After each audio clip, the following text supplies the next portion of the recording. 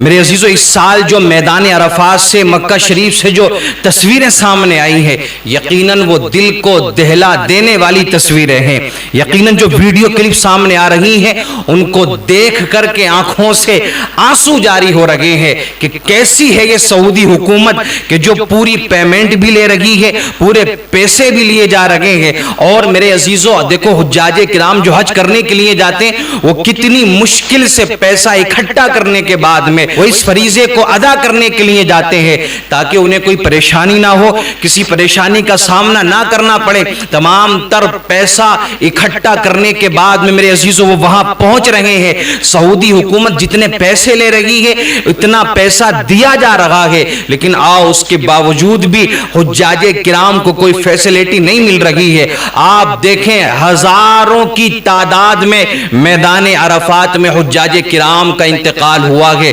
اور میرے عزیزو فیسلٹی نہ ہونے کی بنیاد پر آپ دیکھیں ٹیکسی بند کر دی گئی، آپ دیکھیں ٹرین کو بند کر دیا گیا، گرمی میں ان کو روکا گیا، گرمی کی وجہ سے، گرمی کی شدت کی وجہ سے نہ جانے کتنی موتیں ہو چکی ہیں، کتنے انتقال ہو چکے ہیں۔ آؤ میرے عزیزو جب حجاج کرام جب حاجی حج کرنے کے لیے جاتے ہیں نا تو گھر والے رویا کرتے ہیں، آپ نے دیکھا ہوگا، لیکن کوئی کہتا ہے کہ جدائی میں روتے ہیں کہ ہمارے اپنے ہم سے رخصت ہو رہے ہیں۔ یقیناً یہ بات حق ہے، لیکن کہیں نہ کہیں انہیں یہ فکر بھی لاحق ہوتی ہے کہ یار ہمارے بوڑھے ماں باپ حج کرنے کے لیے جا رہے ہیں، ہمارے یہ عزیز حج کرنے کے لیے جا رہے ہیں، کہیں ایسا نہ ہو کہ کسی وجہ سے ان کا وہاں انتقال ہو جائے، یعنی کہیں بھیڑ میں نہ پھنس جائیں، کہیں ایسا نہ ہو کہ گرمی کی وجہ سے انتقال ہو جائے۔ اللہ اکبر کبیرہ میرے عزیزو یہ بات بھی حقیقت ہے کہ اپنوں کی جدائی میں بھی روتے ہیں، لیکن کہیں نہ کہیں یہ فکر بھی لاحق ہوتی ہے۔ تو جب پورے پیسے دیے جا رہے ہیں، جب پورا پیسہ لیا جا رہا ہے تو سعودی حکومت کہ جو اس وقت سب سے گھٹیا کام کر رہی ہے، سب سے گھٹیا حرکتیں کر رہی ہے، اسی حکومت کی لاپرواہی کی وجہ سے آج ہزاروں حجاج کرام کا انتقال ہو چکا ہے۔ آپ دیکھیں ویڈیو سامنے، فوٹو سامنے ہے، ایک لاش کہیں فٹ پاتھ پر پڑی ہے، ایک لاش کہیں پر پڑی ہے، دو میاں بیوی ساتھ میں گئے ہیں، کہیں پر بیوی اپنے شوہر کی لاش کو لے کر کے بیٹھی ہے لیکن کوئی پوچھنے والا تک نہیں ہے۔ ہم نے یہ سنا تھا کہ کسی کا انتقال ہو جاتا اگر وہاں پر تو ایک دم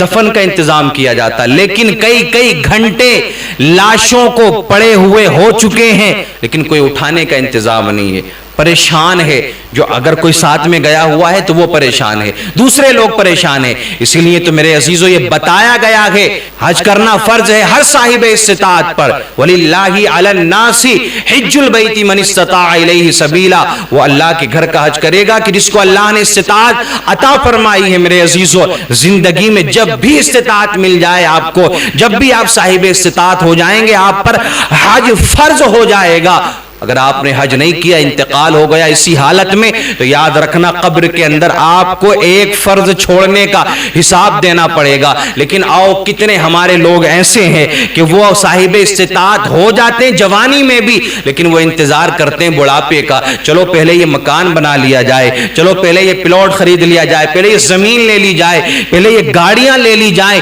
یہ ساری چیزیں میرے عزیزو یہ دنیاوی معاملات ہیں، لیکن حج کرنا تو فرض ہے نا۔ اگر آپ بڑھاپے کا انتظار کر رہے ہیں، اگر آپ اس وقت کا انتظار کر رہے ہیں کہ جب آپ کے جسم میں طاقت نہیں ہوگی، آپ کے جسم کے اندر وہ ایبیلٹی نہیں ہوگی، وہ پاور نہیں ہوگی کہ جو طاقت کی ضرورت وہاں جا کر کے پڑتی ہے۔ حج کرنا اتنا آسان بھی نہیں ہے جتنا لوگوں نے سمجھ لیا ہے کہ گئے وہاں پر اور طواف کیا، صفا مروہ کی سعی کی، میدان عرفات میں پہنچے، مینا میں پہنچے، آسانی سے میرے عزیزو کنکڑیاں مار لی۔ نہ میرے عزیز اتنا آسان نہیں ہے۔ آپ نے نہیں سنا کہ طواف کرتے کرتے بھیڑ میں پھنس کر کے کسی بزرگ کی موت ہو جاتی ہے، صفا مروہ کی صحیح کرتے کرتے موت ہو جاتی ہے، جب کنکڑی مارنے جاتے ہیں شیطانوں کو تو وہاں بھگدڑ مچتی ہے، وہاں موت ہو جاتی ہے کسی بزرگ کی، کہیں پر گرمی کی وجہ سے، کہیں پر کسی وجہ سے۔ تو یہ سارے معاملات جو سامنے آتے ہیں یہ اکثر و بیشتر بزرگوں کے معاملات سامنے آتے ہیں کہ فلاں بزرگ کا حج کے دوران انتقال ہو گیا۔ لیکن میرے عزیزو جب آپ پر جوانی پر حج حج فرض ہو جائے نا، جب آپ جوانی میں ہی صاحب استطاعت ہو جائیں تو آپ بڑھاپے کا انتظار نہ کریں کہ بوڑھے ہو کر کے حج کرنے جائیں گے۔ اب وہ دور نہیں رہا میرے عزیزو، اب عوام زیادہ ہے، پاپولیشن زیادہ ہے، لاکھوں کی تعداد میں لوگ پہنچ رہے ہیں، اب تو وہاں بھی طاقت کی ضرورت ہے، وہاں بھی میرے عزیزو ہمت کی ضرورت ہے، وہاں بھی انرجی کی ضرورت ہے۔ حج کرنا اتنا آسان نہیں جتنا آپ نے سوچ رکھا ہے۔ اگر آپ اپنے ماں باپ کو بھیجنا چاہتے ہیں تو آپ جتنی جلدی ہو سکے دوسرے کاموں کو روک کر کے ان کو حج کرنے کے لیے بھیجیں، بڑھاپے کا انتظار نہ کریں۔ اگر بڑھاپے کا انتظار کر رہے ہیں تو وہ تصویریں آپ دیکھیں جو آج تصویریں سامنے آ رہی ہیں، اکثر مرنے والوں کی تعداد بزرگوں کی ہے، مرنے والے بزرگ ہیں۔ تو صاحب استطاعت اگر آپ جوانی میں ہو جائیں تو اس وقت جائیں میرے عزیزو حج کرنے کے، بڑھاپے کا انتظار نہ کریں کہ بڑھاپے میں جائیں گے، سب کاموں سے نپٹ کر کے جائیں گے، یہ کر لیں شادی، یہ بچوں کی شادی کر لیں، یہ کر لیں، یہ بھی معاملات ہوتے رہیں گے، اللہ برکتیں عطا فرمائے گا، لیکن آپ صاحب استطاعت ہو گئے ہیں تو یہاں کوئی بہانہ نہیں چلے گا۔ اب دیکھیں، آپ ذرا سوچیں میرے عزیزو، ذرا سوچیں اس بات کو، جو جوانی کی طاقت ہے وہ جوانی کی، جو بڑھاپے کی ہے تو وہ تو معاملہ ختم ہو جاتا ہے وہاں جا کر، تو وہ طاقت نہیں رہ پاتی ہے جسم کے اندر، وہ انرجی نہیں رہ پاتی ہے جسم کے اندر۔ تو آپ حج کرنے کے لیے جا رہے ہیں، مثال کے طور پر آپ انڈیا سے گئے تو وہاں سے آپ کو 3.5-4 لاکھ روپے اٹھ رہے ہیں، آپ کے پاکستان سے اور زیادہ اٹھ رہے ہیں، دوسرے ملکوں کا الگ الگ حساب ہے، الگ الگ معاملات ہیں میرے عزیزو۔ تو آپ جب انڈیا سے 4-5 لاکھ روپے خرچ کر کے جا رہے ہیں اور وہاں جا کر کے آپ نے کوئی رکن ادا نہیں کیا، آپ نہ صفا مروہ کی صحیح کر رہے ہیں، نہ آپ طواف کر رہے ہیں، نہ آپ جا کر کے میرے عزیزو جو دیگر ارکان حج کے وہ ادا کر رہے ہیں، تو مجھے بتاؤ یہ پیسے خرچ کرنا کس کام کا ہے تمہارا؟ یہ تو پیسہ تمہارا ضائع ہو گیا نا، جب تم نے کوئی رکن ادا نہیں کیا تو میرے عزیزو یہ حج نہیں کہلائے گا تمہارا۔ کتنی ایسے معاملات سننے میں آتے ہیں کہ فلاں بزرگ حج کرنے کے لیے گئے تھے کسی گاؤں سے، تو وہ کمرے سے نیچے ہی نہیں اترے، یعنی نہ کوئی جانکاری تھی، نہ جسم میں اتنی طاقت تھی، بس بچوں نے پیسہ اکٹھا کر کے والدین کو بھیج دیا یا اکیلے باپ کو بھیج دیا، لیکن بزرگی کا عالم تھا، کچھ نہیں کر سکتے تھے۔ تو وہاں کون کس کو سپورٹ کر رہا ہے میرے عزیز؟ اللہ ماشاءاللہ کوئی مل جائے تو وہاں کون کس کا، وہاں سب کو اپنی اپنی پڑی ہے، اپنا رکن انہیں صحیح سے ادا کرنا ہے۔ تو جب آپ جا رہے ہیں، نہ کمرے سے آپ نیچے اترے، نہ آپ کہیں پر گئے کوئی رکن ادا کرنے کے لیے گئے، یہ میں بڑھاپے کی بات کر رہا ہوں، تو ایسا جانا کسی کام کا نہیں، یہ پیسہ تو آپ کا بیکار ہے، ضائع ہو گیا نا یہ پیسہ۔ تو یہی کام اگر جوانی میں کر لیا جاتا، یہی کام جب کر لیا جاتا کہ جب جسم میں طاقت موجود تھی، جب جسم کے اندر قوت تھی، جب جسم کے اندر میرے عزیزو انرجی تھی، تو اور زیادہ ثواب ملتا، کیونکہ جوانی کی عبادت سے میرا رب بھی خوش ہوا کرتا ہے۔ دیکھو عبادت سب کرتے ہیں، نماز بھی سب پڑھتے ہیں اور بزرگی میں آ کر کے نماز کی طرف آتے ہیں، لیکن اللہ رب العزت جتنی جوان کی عبادت کو قبول فرماتا ہے، جلدی رب کریم جوانی کی عبادت کو قبول فرماتا ہے، اتنی جلدی کسی اور کی نہیں میرے عزیزو۔ جوان کی توبہ بھی جلدی قبول ہوتی ہے، جوان کی عبادت بھی جلدی قبول ہوتی ہے، تو جوانی میں وہ کام کر لیں، آپ جوانی کے اندر عبادت کریں۔ آپ بڑھاپے کا انتظار کر رہے ہیں، پہلی بات تو یہ ہے کہ انتظار کرنا غلط،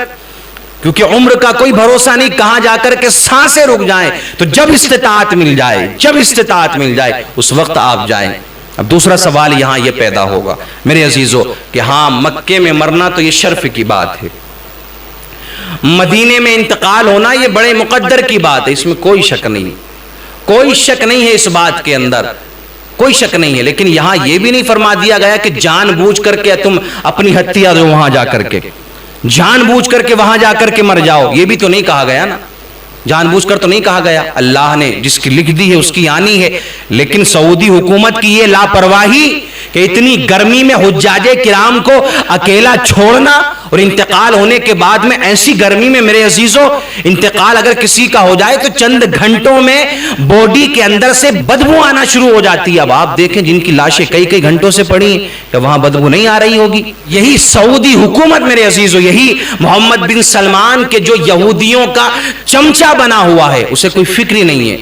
اس نے کوئی انتظام ہی نہیں کیے، کوئی انتظام نہیں کر رہے ہیں لوگ، اور وہ لوگ کہ جو ان کے بھی چمچے ہیں، توصیف الرحمان معراج ربانی پتہ نہیں کہاں جا کر کے مر گئے، اب کچھ نہیں بولتے وہ لوگ، کیونکہ انہیں وہاں سے میرے عزیزو رقم ملتی ہے، موٹی رقم حاصل ہوتی ہے۔ لیکن یاد رکھنا میرے عزیزو، اگر سچ بات نہیں بولو گے، حق نہیں بولو گے، حق کا ساتھ نہیں دو گے، تو دنیا میں تھوڑا سا تمہیں کچھ مل جائے گا، آپ چاٹوکار کہلاؤ گے، یہ بات بھی حقیقت ہے، کچھ تھوڑی سی دولت مل جائے گی، لیکن بروز قیامت آپ کو اس کا حساب دینا پڑے گا۔